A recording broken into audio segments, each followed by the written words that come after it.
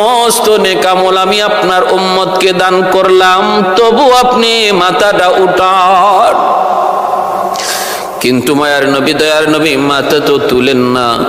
আল্লাহর নবী মাথা উঠান না, নবী শুধু কান্দেন, ইয়া উম্মতি উম্মতি কয়া নবী কান্দেন, মাথা তুলেন না। সিদ্দিক আকবর জীবনের সমস্ত নেক আমল দিয়ে দিলেন।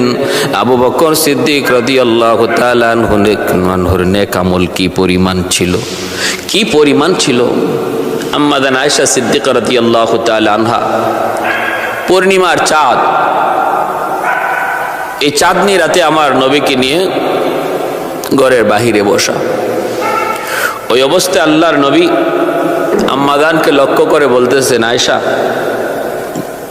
আকাশে কি পরিমাণ তারকা আছে দেখতেছো, গুনতে পারবা? আম্মাদান বলে, ইয়া রাসূলুল্লাহ, এটা তো অসম্ভব, আকাশের তারা গোনা কি সম্ভব? কত কোটি কোটি তারা, গণনা করা সম্ভব নয়।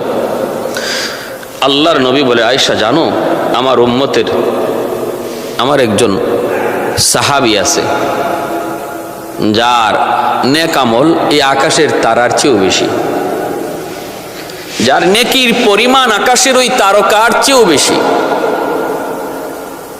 জানো কি তার নাম কি? আম্মাজান বলেন, ইয়া রাসূলুল্লাহ, আমি কেমনে জানবো?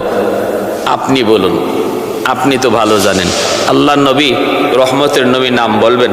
আম্মাজানের মনে মনে আশা যে রসুল তো আমার আব্বার নামটাই বলবেন, কারণ উম্মতের মধ্যে, সাহাবায়ে কেরামের মধ্যে আমার বাবার আমল বেশি, নেক আমল বেশি, এবং আমার আব্বা হলেন আমার নবীর বন্ধু, হিজরতের সাথী, সর্বদিক দিয়ে আগানো। অতএব নক্ষত্রের চেয়েও, তারকার চেয়েও বেশি আমল যদি কারো থাকে, তাহলে তো সেটা আমার আব্বার হবে।